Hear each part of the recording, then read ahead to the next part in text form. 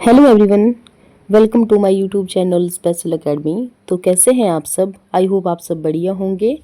तो आप सब की तैयारी कैसी चल रही है, कमेंट बॉक्स में ज़रूर बताएं। और देखिए, हमने जो है तो 10 क्वेश्चन यहाँ पर डिस्कस कर लिए थे। आज हम यहाँ पर 11 से शुरू करेंगे। तो देखिए, हमारे पास 11 क्वेश्चन है यहाँ पर। चंद्रगुप्त मौर्य ने सेल्यूकस को पराजित किया था। तो देखिए, ऑप्शन यहाँ पर हमारे पास दिए गए हैं। तो इसका जो राइट आंसर आएगा वो आएगा ऑप्शन नंबर ए। यहाँ पर 305 ईस्वी पूर्व में चंद्रगुप्त मौर्य ने सेल्यूकस को कब पराजित किया था? तो 305 ईस्वी पूर्व में। देखिए, अगर बात करें हम चंद्रगुप्त मौर्य जी के बारे में, तो चंद्रगुप्त मौर्य भारत का पहला सम्राट था जिसने मौर्य साम्राज्य की स्थापना की और उत्तर भारत को एक साथ उन्होंने लाया था। उन्होंने 322 ईस्वी पूर्व में मौर्य वंश की स्थापना की। कितने में? तो देखिए, 322 ईस्वी पूर्व में जो है तो उन्होंने मौर्य वंश की स्थापना की। एक पॉइंट आता है कि सेल्यूकस के साथ उनकी संधि।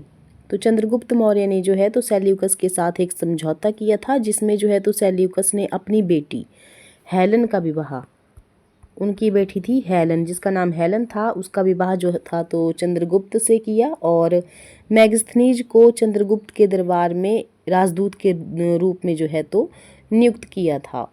देखिए, चंद्रगुप्त मौर्य जो है तो एक मौर्य साम्राज्य से संबंधित है और मौर्यकालीन इतिहास के दो स्रोत हैं हमारे पास। मौर्यकालीन इतिहास को जानने के जो है तो दो स्रोत हैं। एक तो है कौटिल्य का अर्थशास्त्र और दूसरा है मैगस्थनीज की इंडिका। अर्थशास्त्र जो है तो राजनीति, प्रशासन और अर्थशास्त्र पर एक ग्रंथ है, जबकि इंडिका जो है तो मौर्य साम्राज्य में यूनानी शासकों द्वारा देखे गए अनुभवों का एक विवरण है। तो ये एक थोड़ा सा पॉइंट था हमारा चंद्रगुप्त मौर्य के संबंध में। तो बढ़ते हैं हम नेक्स्ट क्वेश्चन की तरफ। देखिए, नेक्स्ट है हमारे पास हर्षवर्धन द्वारा रचित नाटक क्या था? ऑप्शन है हमारे पास यहाँ पर हर्षचरित, मेघदूत, रत्नावली या फिर कादम्बरी। तो देखिए, हर्षवर्धन द्वारा रचित नाटक जो है तो यहाँ पर रत्नावली आ जाएगा। देखिए, हर्षवर्धन ने 3 नाटक लिखे हैं। एक तो है हमारे पास रत्नावली और दूसरा आएगा हमारे पास नागानंद, ये भी इनके द्वारा लिखा गया नाटक है। और एक आता है हमारे पास प्रियदर्शिका। प्रियदर्शिका भी इन्हीं के द्वारा लिखा गया एक नाटक है।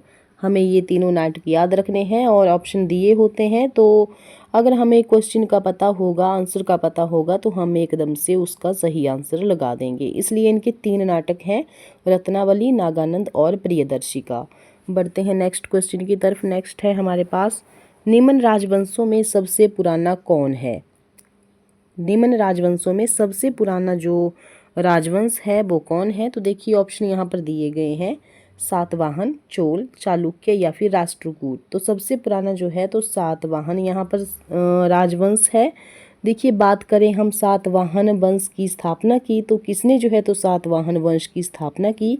तो सीमुक के द्वारा जो है तो सातवाहन वंश की स्थापना की गई थी। और एक और क्वेश्चन बनता है कि किस सातवाहन वंश के राजा का नाम सांची स्तूप के प्रवेश द्वारों पर अंकित है?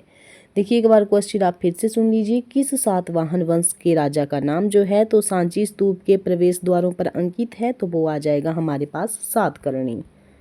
सातकर्णी इनका जो है तो कहाँ पर नाम अंकित है? तो सांची स्तूपों पर इनका नाम अंकित है। एक और शासक हुए हैं याजनाश्री सातकर्णी। याजनाश्री सातकर्णी। याजनाश्री सातकर्णी, इनके बारे में क्या है कि सातवाहन शासक ने जो है तो जहाज को सिक्कों पर चित्रित करके जारी रखा। जो याजनाश्री सातकर्णी हुए हैं उन्होंने क्या किया है कि जहाज को सिक्कों पर चित्रित करके जो है तो जारी रखा था। एक और क्वेश्चन आता है कि सातवाहन राजवंश का अंतिम शासक कौन था? तो देखिए, अंतिम शासक जो था तो विजय। ध्यान आपको रखना है कि सातवाहन राजवंश का जो अंतिम शासक था वो विजय था। देखिए, वायु पुराण के अनुसार जो है तो सातवाहनों ने 411 वर्षों तक शासन किया और जबकि विष्णु पुराण उनका शासन अवधि जो है तो 300 वर्ष मानता है। सातवाहन राजवंश का अंतिम शासक जो था तो विजय था। देखिए, वायु पुराण के अनुसार कितने वर्षों तक शासन किया? तो 411 वर्षों तक। और विष्णु पुराण के अनुसार जो है तो 300 वर्षों तक शासन किया।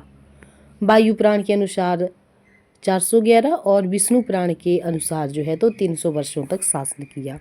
बढ़ते हैं नेक्स्ट क्वेश्चन की तरफ। नेक्स्ट है कनिष्क के राज्य की राजधानी क्या थी। तो देखिए कनिष्क के राज्य की राजधानी क्या थी, तो ऑप्शन यहाँ पर दिए गए हैं और इसका जो राइट आंसर आएगा वो आएगा ऑप्शन नंबर बी, यहाँ पर पेशावर। देखिए कनिष्क की राजधानी जो है तो गांधार के पुरुषपुरा, ये जो पेशावर है इसको पुरुषपुरा भी कहा जाता है, पुरुषपुरा पेशावर में स्थित थी, जिसकी एक अन्य प्रमुख राजधानी जो थी तो मथुरा थी।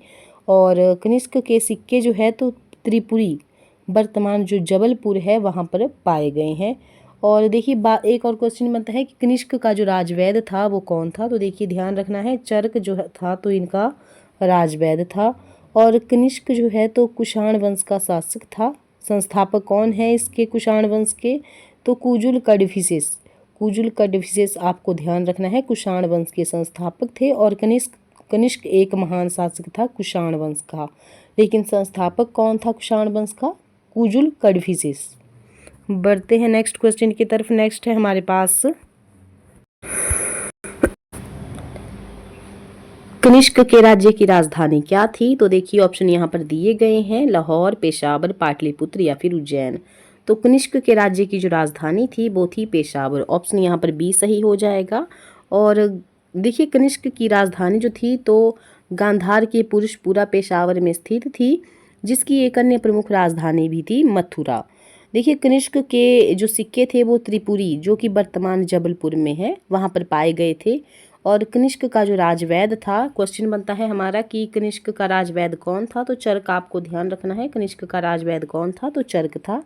कनिष्क एक और क्वेश्चन बनता है कि कनिष्क कुषाण वंश का शासक था, और जो कुषाण वंश है उसके संस्थापक कौन थे, तो कुजुल कड़फिसेस। आपको बिल्कुल ध्यान में रखना है कि कुषाण वंश का जो संस्थापक है वो है कुजुल कड़फिसेस। और जो मेन इनका महान शासक था कुषाण वंश का वो था कनिष्क।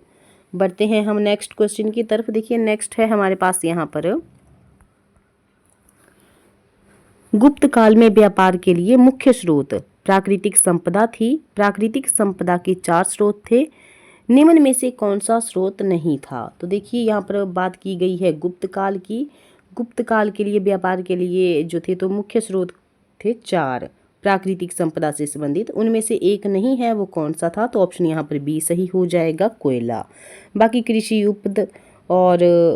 उपज, वन संपदा और खनिज संपदा, ये सब जो थे तो इनके प्राकृतिक संपदा के मुख्य स्रोत थे। और बात करें अगर हम गुप्त काल की, तो गुप्त काल का जो यहाँ पर टाइम पीरियड है वो है 320 से 550 ईस्वी। और देखिए इसको जो है तो स्वर्ण युग माना जाता है भारतीय इतिहास का, किसको, गुप्त काल को। और इस काल में जो है तो कला, साहित्य, विज्ञान, प्रौद्योगिकी, इन सब का जो है तो यहाँ पर विकास हुआ है। बात करें अगर हम यहाँ पर गुप्त साम्राज्य की स्थापना के बारे में, तो गुप्त साम्राज्य की जो स्थापना है वो किसने की थी, तो श्री गुप्त के द्वारा इसकी स्थापना की गई थी, श्री गुप्त के द्वारा। और बात करें यहाँ पर गुप्त वंश के वास्तविक संस्थापक की, तो संस्थापक थे इसके वास्तविक चंद्रगुप्त प्रथम। एक और क्वेश्चन बनता है कि गुप्त साम्राज्य की राजधानी क्या थी। तो गुप्त साम्राज्य की जो राजधानी थी वो थी पाटलिपुत्र। और गुप्त वंश के जो प्रमुख शासक थे, जो प्रमुख शासक हैं वो हैं, एक तो चंद्रगुप्त प्रथम आ जाएगा, समुद्रगुप्त आ जाएगा, चंद्रगुप्त द्वितीय आ जाएगा, कुमारगुप्त और स्कंदगुप्त। ये जो हैं तो गुप्त वंश के प्रमुख शासक थे। एक और क्वेश्चन बनता है हमारे पास कि भारत का जो नेपोलियन है वो किसको कहा जाता है। तो भारत का नेपोलियन समुद्रगुप्त को कहा जाता है। यहाँ पर एक और क्वेश्चन बनता है कि चंद्रगुप्त द्वितीय के दरबार में कौन सा चीनी यात्री आया था। तो आपको ध्यान रखना है कि फाहियान जो है तो चंद्रगुप्त द्वितीय के दरबार में आया था। और गुप्त काल के प्रमुख जो धार्मिक ग्रंथ हैं वो कौन कौन हैं, तो एक तो है धर्मशास्त्र, एक आ जाएगा पुराण और एक आ जाएगा स्मृतियाँ। ये जो हैं तो गुप्त वंश के जो हैं तो प्रमुख धार्मिक ग्रंथ हैं। बढ़ते हैं हम नेक्स्ट क्वेश्चन की तरफ। तो देखिए नेक्स्ट है हमारे पास यहाँ पर 800 से 1200 एडी के मध्य हुए त्रिपक्षीय संघर्ष में, जिसमें इस समय के प्रमुख राजवंशों ने भाग लिया, एक राजवंश शामिल नहीं था। तो देखिए यहाँ पर एक राजवंश जो है तो शामिल नहीं है, तो वो कौन सा है। ऑप्शन यहाँ पर दिए गए हैं और इसका जो है आंसर आएगा वो आएगा option number A, Chalukya. Chalukya जो था तो त्रिपक्षीय संघर्ष में शामिल नहीं हुआ था। देखिए, बात करें हम चालुक्यों के संस्थापकों के बारे में, तो चालुक्यों के जो संस्थापक थे वो थे पुलकेशिन प्रथम। फिर उसके बाद आता है राष्ट्रकूट वंश। राष्ट्रकूट वंश के जो संस्थापक थे वो थे दंती दुर्ग। फिर आता है प्रतिहार। प्रतिहार वंश के जो संस्थापक थे वो थे नागभट्ट प्रथम। लास्ट है हमारे पास पाल। तो पाल वंश के जो संस्थापक थे वो थे गोपाल। बढ़ते हैं हम नेक्स्ट क्वेश्चन की तरफ। देखिए, नेक्स्ट है हमारे पास, कुछ विद्वान राजपूतों को विदेशियों की संतान कहते हैं। निम्न विद्वानों में किसका नाम गलत ढंग से जोड़ दिया गया है? तो ऑप्शन यहाँ पर दिए गए हैं और ऑप्शन जो है तो सी सही हो जाएगा, doctor Ishwari Prasad. Next question है, प्रसिद्ध कवि चंद्रवरदाई किस शासक का दरबारी कवि था? प्रसिद्ध कवि जो है तो चंद्रवरदाई किस शासक का दरबारी कवि था? ऑप्शन यहाँ पर डी सही हो जाएगा, पृथ्वीराज चौहान। नेक्स्ट है, चांद बीबी का संबंध किस राज्य से था? ऑप्शन यहाँ पर दिए गए हैं और इसका जो यहाँ पर राइट आंसर आएगा वो आएगा ऑप्शन नंबर यहाँ पर डी, अहमदानगर। देखिए, बात करें अगर हम चांद बीबी की, तो इसे जो है तो सुल्ताना चांद बीबी भी कहा जाता है और एक भारतीय शासिका थी, योद्धा थी, जो कि दक्कन क्षेत्र में प्रसिद्ध थी और ये बीजापुर और अहमदानगर की रीजेंट भी ये रही थी। चांद बीबी को 1595 में अकबर की सेना के खिलाफ अहमदनगर की रक्षा करने के लिए याद किया जाता है। नेक्स्ट क्वेश्चन है हमारे पास, रजिया की हत्या के बाद निम्न में से किस वर्ग ने वास्तव में सत्ता अपने हाथों में रखी? किसने अपने हाथों में सत्ता रखी थी? तो ऑप्शन यहाँ पर बी सही हो जाएगा, 40 अमीरों का दल। 40 अमीरों का दल। तो स्टूडेंट्स, आपको हमारे ये क्वेश्चन कैसे लगे? वीडियो अगर अच्छी लगी है तो लाइक ज़रूर करें।